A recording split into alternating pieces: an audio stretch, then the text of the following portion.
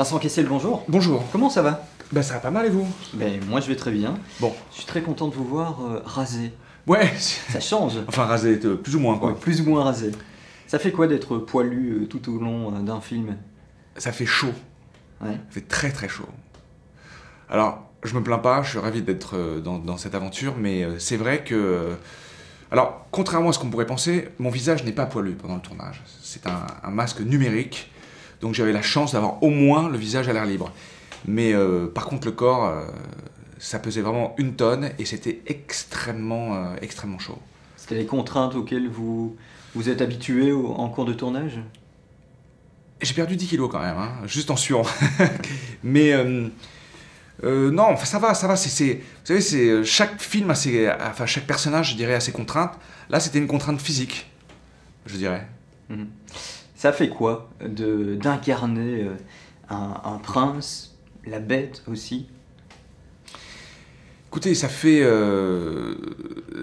plaisir d'abord qu'on me propose un personnage comme ça, parce que je trouvais que c'était assez surprenant. Ça me fait plaisir même tout simplement d'être dans un film plus accessible et plus familial qu'à mon habitude. Et puis, sinon, le prince, c'est-à-dire que finalement, quand on voit le film, on se demande vraiment qui est le plus, j'allais dire qui est le plus la bête, mais disons que le prince, en fait, est un prince assez arrogant, qui trahit l'amour de sa vie et finalement qui a été puni pour ça. Donc, je dirais que cette espèce de malédiction qui lui tombe dessus, il l'a cherchée. C'est un rôle composition ou il y a un petit côté bête en vous? Ouais, je pense qu'on a toujours un peu un côté bestial, hein. C'est-à-dire que les hommes ont toujours nous les hommes, nous avons toujours cette espèce de bestialité plus ou moins réprimée. Voilà, le film est une métaphore très visuelle de ça, je crois. Et rassurer toutes les demoiselles qui sont fans de vous, il y a quand même un côté prince charmant aussi.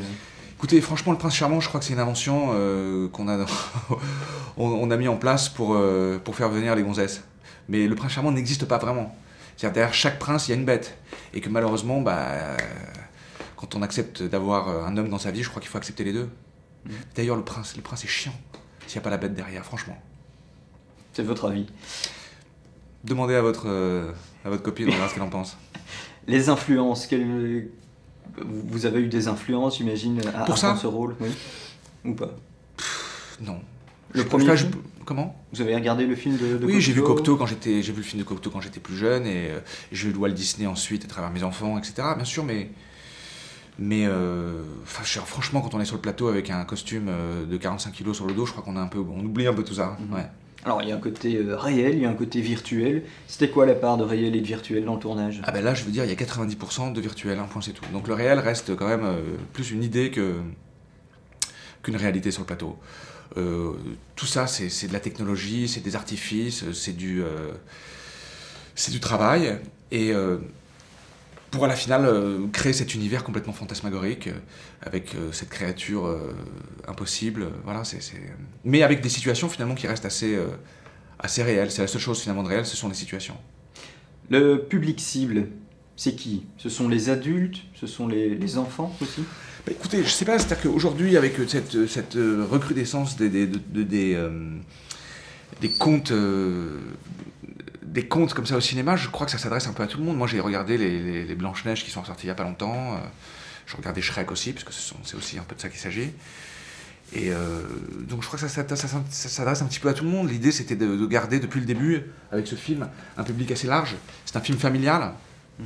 Je l'ai montré à mes filles, elles ont adoré, par exemple. Il n'y a pas une envie chez vous d'incarner un autre personnage mythique? Moi, j'ai pas trop d'envie, comme ça, je calcule pas trop mes coups. Et je dois te dire que j'ai pas vraiment de but ou de rêve en me disant j'aimerais un jour interpréter, je sais pas moi, le Roi Lear. Pas du tout. Au contraire, ce qui me plaît dans ce métier, c'est de m'abandonner et de me retrouver dans des situations et dans des aventures que je n'avais pas prévues en fait. Mmh. Donc voilà, celle-ci en fait partie. Il y a eu des anecdotes sur le tournage? Des moments cocasses peut-être? Des moments cocasses. Laissez-moi deviser à ce propos.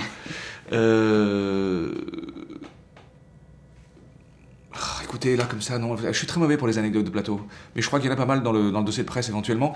Mais si, je peux vous dire que c'était...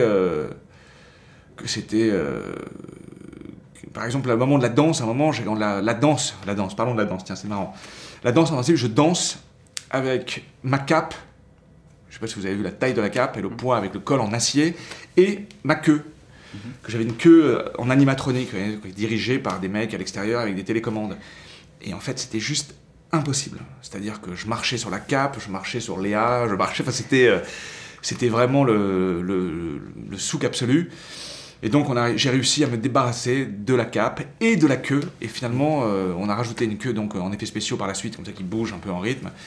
Et puis on a abandonné la cape. Sinon, il y a des choses comme ça qui sur le papier fonctionnent, mais alors après, dans la pratique, sont carrément impossibles. Voilà, comme ça on saura tout. Vous n'avez plus de cape et plus de queue pour ce temps. À ce moment-là. Le reste, je garde ma queue, je garde ma cape.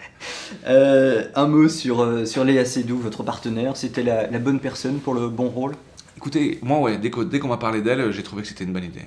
Mais alors, une des caractéristiques de ce projet, vous savez, il y a des films des fois qui mettent 7, 8, 9, 10 ans à se monter. Hein. J'en ai là en stock, j'attends, peut-être qu'un jour ils verront le jour. Celui-là, ça a été très vite. Dès qu'on m'a proposé La Bête, Christophe Gans, tout de suite, je me suis dit, ça c'est une très très bonne idée. Donc j'ai donné mon accord pratiquement avant de lire le scénario. J'ai lu le script, de toute façon je connaissais un peu l'histoire. J'ai lu le script, je trouvais que c'était nickel. On a discuté un petit peu, ils ont continué à faire bosser les scénaristes. Très très vite, le nom de Léa est arrivé. Moi, dès qu'on en parlait, j'ai dit mais c'est une très très bonne idée, c'est fantastique. Et puis bam bam bam, le film s'est monté, financé donc, en l'espace de, je crois, 3 ou 4 mois. Quoi. Ça a été vraiment vraiment vite. Ce qui est une chose rare, surtout pour un film avec ce type de budget, parce qu'on est quand même sur, je crois, définitivement le plus gros film de l'année en France, et peut-être même en Europe. Hein. Ouais. Est-ce qu'il y a une pression supplémentaire ou pas? C'est-à-dire que, oui, bien sûr, il y a une pression. C'est-à-dire que, bon, après, on met tous les éléments de notre côté quand même. C'est-à-dire que je suis complètement conscient de l'attrait du film, et je crois qu'il y a il y a un équilibre là entre ce qu'on propose et ce qu'on attend. On est dans un moment très particulier en Europe, en France, et en plus dans l'industrie du cinéma. C'est la crise, les rats quittent le navire, les gens se tirent dessus, il y a de la jalousie, on parle de salaire tout le temps, etc. On est quand même dans un moment assez raide, et assez trivial finalement à propos de tout ça.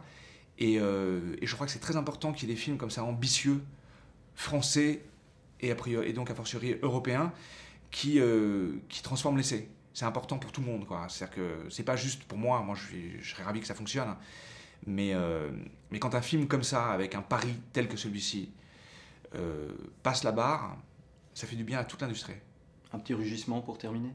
Écoutez, je ne rugis pas entre les repas. Merci beaucoup. Nostalgie.